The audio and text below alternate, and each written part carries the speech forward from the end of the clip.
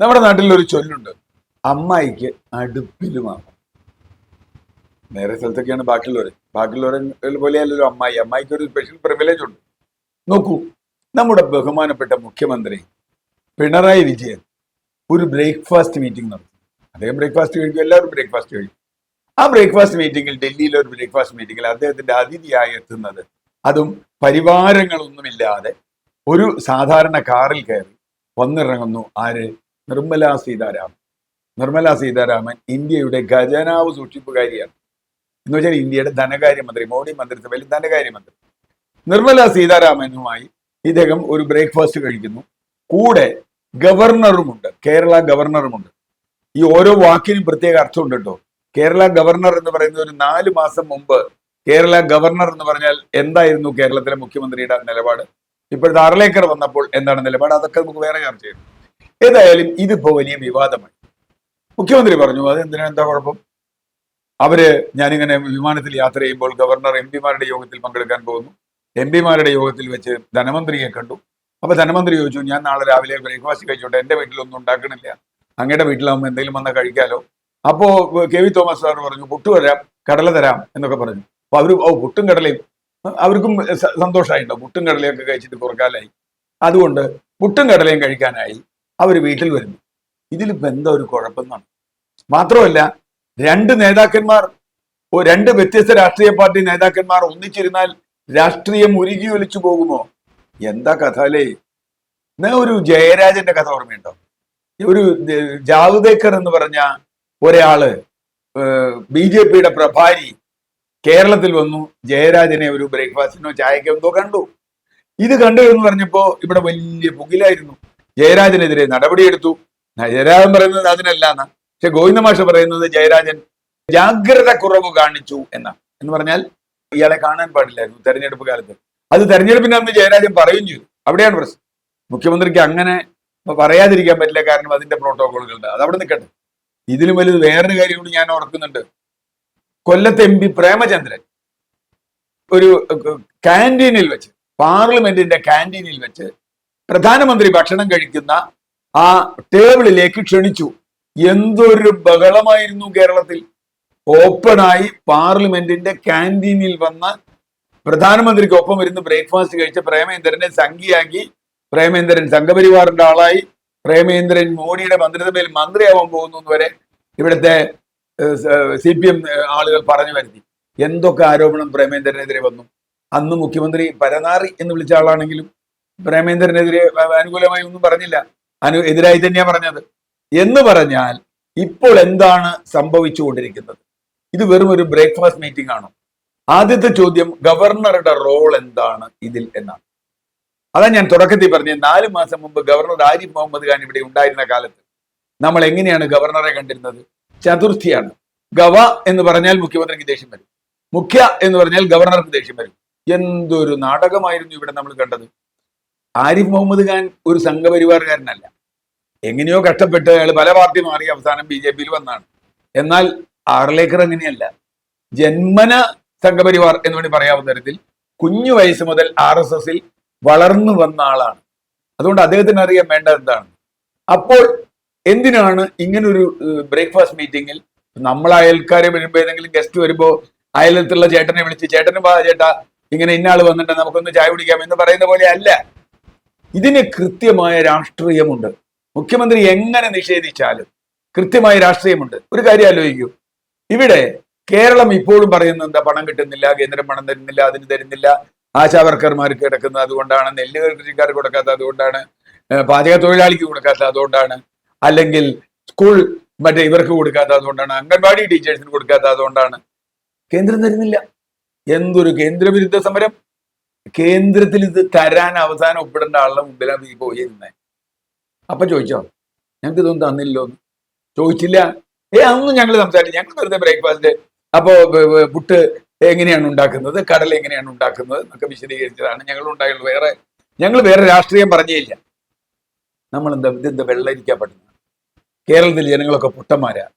യഥാർത്ഥത്തിൽ കേരളത്തിൽ വരാൻ പോകുന്ന രാഷ്ട്രീയ മാറ്റം എന്താണ് എന്ന് കാണിച്ചു കൊടുക്കുകയായിരുന്നു അവിടെ എന്നുള്ളതാണ് സത്യം.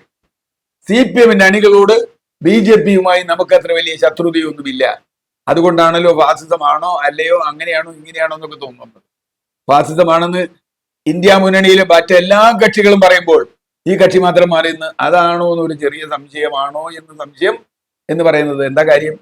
ഇത് തന്നെയാണ് അന്തർധാര. ഇപ്പൊ ബഹിർധാരയായിരിക്കുന്നു, പുറത്തുകൂടിയായിരിക്കുന്നു ബന്ധം. ഇത് യഥാർത്ഥത്തിൽ പിണറായി വിജയനോ കേരളത്തിലെ CPM-കാരോ വിചാരിച്ച അവരുടെ വലിയൊരു അടവാണ്. 3-ാം വട്ടം ഭരണത്തിൽ വരാൻ BJP സഹായിക്കും എന്ന പ്രചരണം പാർട്ടികൾക്കകത്ത് തന്നെയുണ്ട്.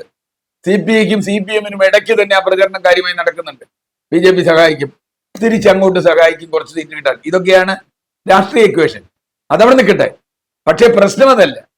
അങ്ങനെ സത്യസന്ധമായി നിന്നോട്ടെ, BJP-യെ കൂടെ കൂട്ടിക്കോട്ടെ, അങ്ങനെ പറയണം. അങ്ങനെയാണെങ്കിൽ അത് സത്യസന്ധമായി പറയണം. അത് പറയാതെ ഇങ്ങനെയുള്ള അന്തർധാരകൾ കളിക്കുന്നതിന്റെ ഫലം കേരളത്തിൽ വളരെ വളരെ വളരെ മോശമായിരിക്കും CPM-ന്. കാരണം ഈ ആശാവർക്കർമാരുടെ സമരം ചെയ്യുമ്പോൾ ആ സമരം ഒന്നും ഒരു വിഷയമല്ല. മുഖ്യമന്ത്രി പറഞ്ഞു അതൊരു വിഷയമല്ല, എന്താ പറയുക, ഒക്കെ വെറുതെ എങ്ങനെ നടക്കും. എന്തായാലും 2 കാര്യങ്ങൾ ചെയ്തു കൊടുത്തു, അത് കാര്യം അവിടെ നിൽക്കട്ടെ. ഈ ആശാവർക്കർമാർക്ക് കൊടുക്കേണ്ട കാശ് ഇത്തിരി കൂട്ടി കൊടുക്കണമെന്ന് 2 കൊല്ലം മുമ്പ് ഞാൻ ഒരു കടലാസ് തന്നിരുന്നു. അതിനെന്തെങ്കിലും മറുപടി ഉണ്ടോന്ന് ഈ ഇവരെ കണ്ടപ്പോൾ ചോദിച്ചോ? നിർമ്മല സീതാരാമനെ കണ്ടപ്പോൾ ചോദിച്ചോ? ഓണററി വർദ്ധിപ്പിക്കാൻ ഒരു അപേക്ഷ കൊടുത്തിരുന്നു കേരളം. അതിന്റെ 60% തരേണ്ടത് അവര്, 40% നമ്മളുമാണ്. ചോദിച്ചില്ലല്ലോ. എന്താ ചോദിക്കാൻ? ഞാൻ അതാ പറഞ്ഞു. അപ്പൊ അതൊന്നും ചോദിക്കാതെ കേരളയിൽ ചോദിച്ചു എന്നാ കേട്ടെ. എനിക്കറിയില്ല, അത് വരട്ടെ, വരില്ല, വരാതിരിക്കും, രണ്ടാമത് കേട്ടെ. എന്തായാലും ചോദിച്ചതൊന്നുമല്ല. പക്ഷെ ഇവിടെ വിജയിച്ചത് BJP-യാണ്. അന്തിമ വിജയം BJP-ക്ക് കൊടുത്തുകൊണ്ടാണ് പിണറായി വിജയൻ ബ്രേക്ക്ഫാസ്റ്റ് ഒരുക്കിയത്.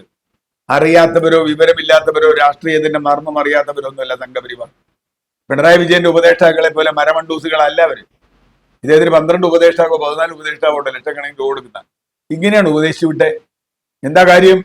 അവരെ സംബന്ധിച്ചിടത്തോളം ഒരു കാര്യം അവർ വ്യക്തമായി പറഞ്ഞു കഴിഞ്ഞു, ഇതിലൂടെ തെളിയിച്ചു കഴിഞ്ഞു. CPM-ഉം സംഘപരിവാറും തമ്മിൽ വലിയ പ്രശ്നമൊന്നുമില്ല.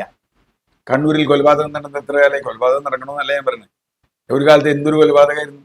പെട്ടെന്ന് ഒരു മാന്ത്രികനായ ഒരു സന്യാസി വന്നു, കൊലപാതകം നടന്നു. ഇങ്ങനെയാണ് പറയുന്നത്. എന്തോ ഒരു ആൾ വന്നു എന്നൊക്കെയാണ്, ഞാൻ പേരൊന്നും പറയുന്നില്ല, ഇമ്മോ എന്തോ. അപ്പോ അങ്ങനെ ഒരാൾ വന്ന് പെട്ടെന്ന് സ്വിച്ചിട്ട പോലെ കൊലപാതകം നിൽക്കണമെങ്കിൽ ഒരു രാത്രി കൊണ്ട് സംഭവിക്കാവുന്ന കാര്യമല്ല. എന്ന് പറഞ്ഞാൽ ഇവിടെ ഇന്ത്യ മുന്നണി അഖിലേന്ത്യാ തലത്തിൽ BJP-ക്കെതിരായി നടത്തുന്ന പോരാട്ടത്തിൽ അതിന് പാരവയ്ക്കുന്ന ഒരു സമീപനമായി കേരളത്തിൽ മാറുന്നു. ഇതിപ്പോ കണ്ടോന്നുമല്ല. മോഡിക്കെതിരെ കേരളത്തിന് പുറത്ത് ഒരു മണ്ഡലത്തിൽ പോയി പ്രസംഗിച്ചില്ല CPM-ന്റെ ഇടതുപക്ഷത്തിന്റെ ഒരേ ഒരു മുഖ്യമന്ത്രി. കേരളത്തിൽ മാത്രം കോൺഗ്രസിന്റെ നടന്ന് പ്രസംഗിച്ചു. കേരളത്തിന് പുറത്ത് തമിഴ്നാട്ടിൽ പോയില്ല. അതൊക്കെ നമ്മൾ അന്ന് പറഞ്ഞതാണ്. അദ്ദേഹം വിനോദസഞ്ചാരത്തിന് പോയി, ഇന്തോനേഷ്യയിലോ മലേഷ്യയിലോ സിംഗപ്പൂരോ. എന്താ കാര്യം? ഇവിടെ തെരഞ്ഞെടുപ്പ് നടക്കുക, ഇടതില്ലെങ്കിൽ ഇന്ത്യ ഇല്ല എന്ന് പറഞ്ഞു. അപ്പൊ പ്രശ്നം വളരെ വളരെ വളരെ ലളിതമായി കൊണ്ടിരിക്കുന്നു. BJP-യെ സംബന്ധിച്ചിടത്തോളം അവർക്ക് കിട്ടാൻ സാധ്യതയുള്ള വോട്ട് ഇപ്പോൾ ഇരിക്കുന്നത് CPM-ന്റെ കയ്യിലാണ്. എന്ന് പറഞ്ഞാൽ കേരളത്തിലെ ഹിന്ദു വോട്ടിന്റെ നല്ലൊരു പങ്ക് ഇപ്പോൾ CPM-ന്റെ കയ്യിലാണ്. ഞങ്ങൾ തമ്മിൽ വലിയ വ്യത്യാസമില്ല എന്ന് വന്നാൽ ഒരുപക്ഷെ അസംബ്ലി തെരഞ്ഞെടുപ്പിന് CPM-നും പാർലമെന്റ് തെരഞ്ഞെടുപ്പിന് BJP-ക്കും ചെയ്യാൻ കഴിയുന്ന തരത്തിൽ മാറിപ്പോകാവുന്ന വോട്ടായി മാറുകയാണ്. അതാണ് നമ്മൾ ആലപ്പുഴയിൽ കണ്ടത്, അതാണ് ആറ്റിങ്ങലിൽ കണ്ടത്, അതാണ് കോട്ടയത്ത് കണ്ടത്, പല മണ്ഡലങ്ങളിലും കണ്ടത്. CPM-ന്റെ പിന്നോക്ക ഹിന്ദു വോട്ട് വലിയ തോതിൽ ഒലിച്ച് BJP-യിലേക്ക് പോയി. ഇനി അതിൽ കുറച്ച് നിയമസഭാ തെരഞ്ഞെടുപ്പിൽ തിരിച്ചു കിട്ടുമോ എന്നതാണ് ഇപ്പോഴത്തെ തന്ത്രം. ഇത് വളരെ അപകടകരമായൊരു തന്ത്രമാണ്. കാരണം CPM കേരളത്തിൽ മാത്രമേ ഉള്ളൂ, BJP-ക്ക് ഒരു വിഷയമല്ല. പക്ഷേ BJP-ക്ക് കേരളത്തിൽ വളരണമെങ്കിൽ CPM-നെ അടുപ്പിക്കണം, അടുപ്പിച്ച് ഞെക്കിക്കൊല്ലണം. അതായത് നക്കിക്കൊല്ലണം, ഞെക്കിക്കൊല്ലാൻ പറ്റില്ല. അപ്പോ അടുപ്പിച്ച് പിടിച്ച് ധൃതരാഷ്ട്രാലിംഗനം. ഇത് CPM-നെ BJP നടത്തുന്ന ധൃതരാഷ്ട്രാലിംഗനമാണ് എന്ന് പിണറായി വിജയൻ അറിഞ്ഞില്ല എങ്കിൽ ഒരുപക്ഷെ അദ്ദേഹത്തിന്റെ ടാർഗറ്റ് ഒരു തവണ കൂടി വരിക, 3 തവണ വിജയിച്ചു വന്ന മുഖ്യമന്ത്രിയാവുക എന്നതൊക്കെ ആയിരിക്കും. പക്ഷേ മൂക്കിനപ്പുറം കാണാൻ, രാഷ്ട്രീയം കാണാൻ കഴിയാത്തവർ ശ്രദ്ധിക്കുക, ഇത് കേരളത്തിന് വളരെ അപകടകരമായ ഒരു പ്രതിസന്ധിയാണ്. അതിനെ കേരളീയ ജനത 2026 തെരഞ്ഞെടുപ്പിൽ എങ്ങനെ കാണും എന്നത് ഇനിയും കാണേണ്ടിയിരിക്കും.